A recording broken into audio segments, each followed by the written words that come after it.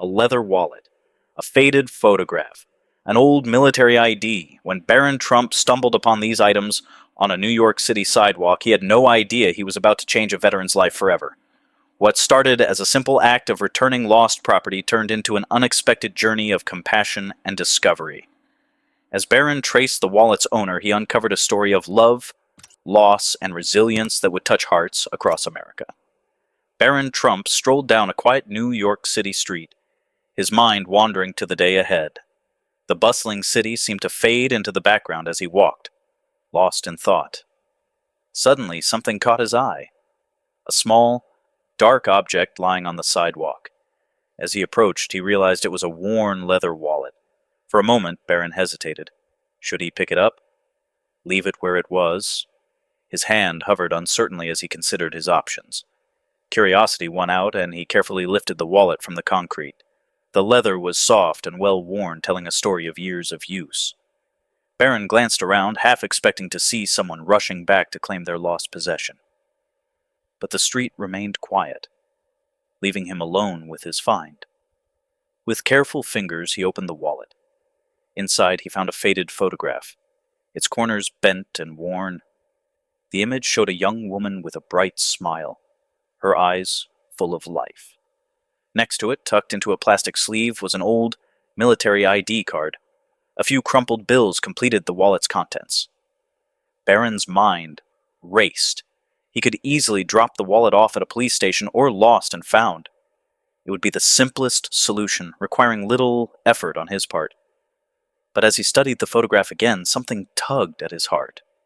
This wasn't just a lost item. It was someone's memories, their identity.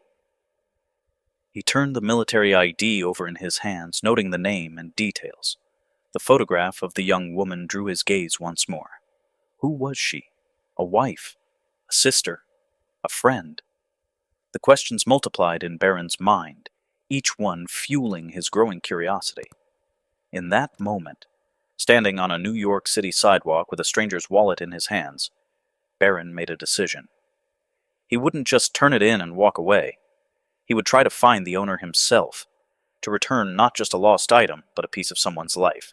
The enormity of the task ahead didn't escape him. New York was a vast city, and he had only a name and an old photograph to go on. But something about this unexpected discovery stirred a determination in Barron.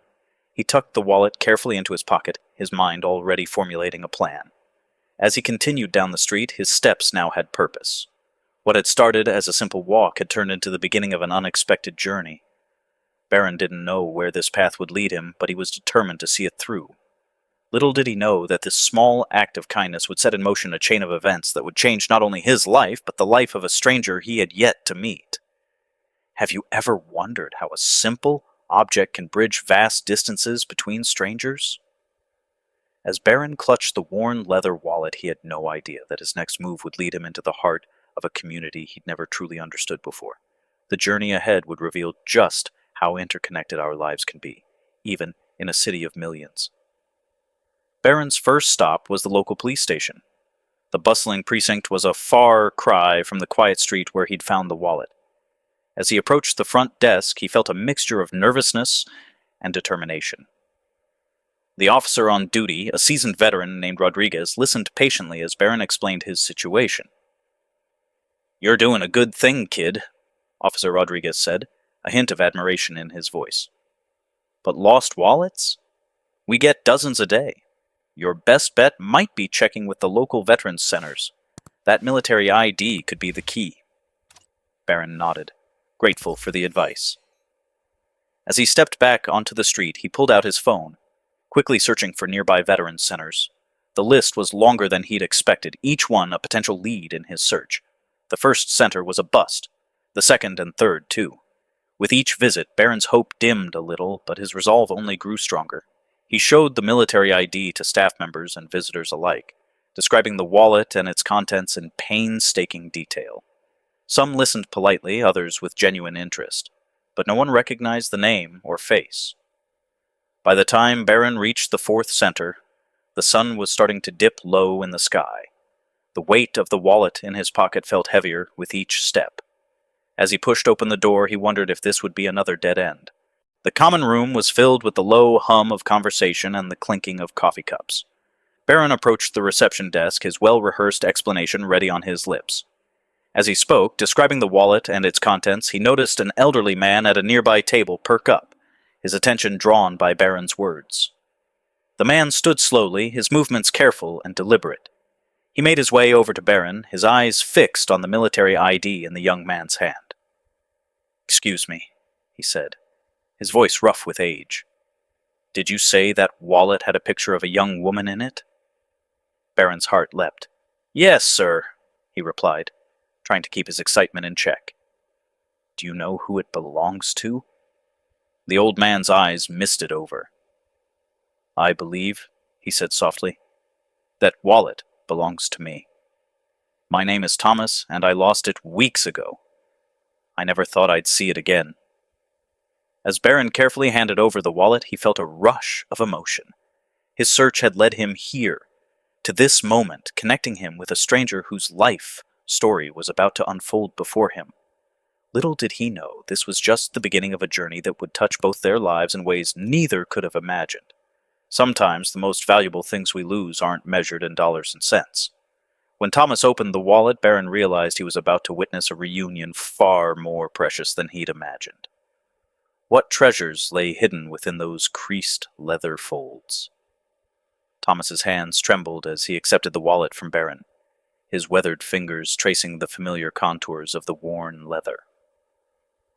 "I lost this weeks ago," he said, his voice thick with emotion.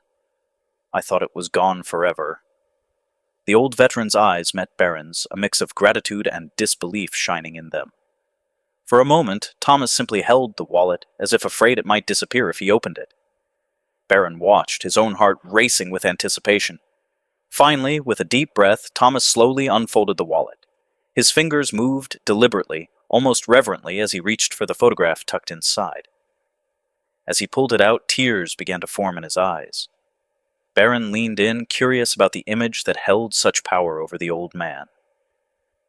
"This is Margaret," Thomas said softly, his thumb gently caressing the faded picture. "My wife. We met when I was in the service." His voice cracked slightly as he spoke, the weight of memories evident in every word. Barron listened intently as Thomas began to share snippets of his life story. He spoke of meeting Margaret at a USO dance, of writing letters back and forth during his deployment, and of the joy of their reunion when he returned home. Each memory seemed to bring both pain and comfort to Thomas, his eyes alternating between misty nostalgia and sharp clarity. "We had 52 wonderful years together," Thomas continued, his gaze fixed on the photograph. "When she passed away last year, it felt like my whole world went with her." He paused, swallowing hard. "This wallet, it's one of the few things I have left from our life together." As Thomas spoke, Barron began to understand the true value of what he'd found. This wasn't just a lost item. It was a repository of memories, a tangible link to a life filled with love and loss. The crumpled bills inside were insignificant compared to the wealth of emotions contained within those leather folds. Thomas carefully returned the photograph to its place in the wallet, his movements slow and deliberate. "You know," he said, looking up at Barron, "I've been struggling lately. Losing Margaret, then this wallet. It felt like I was losing pieces of myself." His voice grew stronger as he continued. "But you've given me back more than just a wallet. You've returned a piece of my heart." Barron felt a lump form in his throat, moved by the profound impact of his simple act of kindness. He realized that in trying to return a lost item, he'd stumbled upon something far more significant, a chance to reconnect a man with his most cherished memories, and, perhaps, with hope itself. Just when it seemed the wallet had revealed all its secrets, Thomas's eyes widened. "Wait a minute," he muttered, turning the photograph over with trembling fingers. What he saw next would reignite a flame of hope he thought had been extinguished forever. Thomas squinted at the back of the photograph, his brow furrowing in concentration.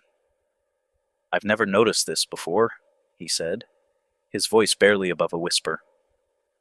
Barron leaned in, curiosity piqued. There, on the yellowed paper, was a faint scrawl of handwriting. "I can't quite make it out," Thomas admitted, frustration evident in his voice. His hands shook slightly as he held the photograph closer to his face, straining to decipher the faded words. Barron hesitated for a moment, then offered gently, "Would you like me to try, sir? Sometimes fresh eyes can help." Thomas nodded gratefully, carefully handing the precious photograph to Barron. The young man held it up to the light, tilting it slightly to catch the best angle. Slowly he began to read aloud, his voice soft with reverence for the message he was uncovering. "My dearest Thomas," Barron began, "I know you're facing challenges I can't even imagine. But remember, your strength isn't just in your muscles or your mind. It's in your heart. That big, beautiful heart that made me fall in love with you. When things get tough, picture us dancing under the stars like we did the night before you left. That memory is my anchor, and I hope it can be yours too. I'll be here, loving you, until you come home to me. Always, Margaret." As Barron finished reading, he looked up to see tears streaming down Thomas's face. The old veteran's eyes were closed, a bittersweet smile playing on his lips. "I remember that night," he said softly. "We danced until our feet ached, but we didn't want it to end. It was our last night together before I shipped out." Thomas opened his eyes, meeting Barron's gaze. "She must have slipped this note into my wallet just before I left. All these years it was right there and I never knew." His voice cracked with emotion. "Even now, after she's gone, Margaret found a way to send me a message when I needed it most." Barron watched as a transformation seemed to come over Thomas. The weariness that had weighed him down moments before began to lift. In its place, a spark of determination flickered to life in the old man's eyes. "You know," Thomas said, straightening his shoulders, "I've been feeling pretty low lately. Lost, I guess you could say. But this," he gestured to the photograph, "this reminds me that I've faced tough times before and made it through. Maybe it's not too late to find my footing again." As Thomas carefully tucked the photograph back into his wallet, Barron realized he was witnessing something profound. A simple message, hidden for decades, had become a beacon of hope, reigniting a spirit that had been on the verge of giving up. As Barron stepped out of the Veterans Center, the weight of his experience settled over him. The simple act of returning a wallet had blossomed into something far more profound. He thought of Thomas's tears, the long-lost message from Margaret, and the spark of hope that had rekindled in the old veteran's eyes. The bustling New York streets seemed different now. Barron found himself noticing details he'd overlooked before. An elderly woman struggling with her groceries, a young man helping a tourist with directions. Small gestures, he realized, could ripple outward in ways he'd never imagined. Inspired by his encounter with Thomas, Barron felt a newfound determination. He wanted to seek out more opportunities to make a difference, no matter how small. As he walked home, his mind raced with possibilities. The world, he now understood, was full of hidden stories and unexpected connections. All it took was the courage to reach out and make them. If you enjoyed this story, please don't forget to like, subscribe, and share your thoughts in the comments below.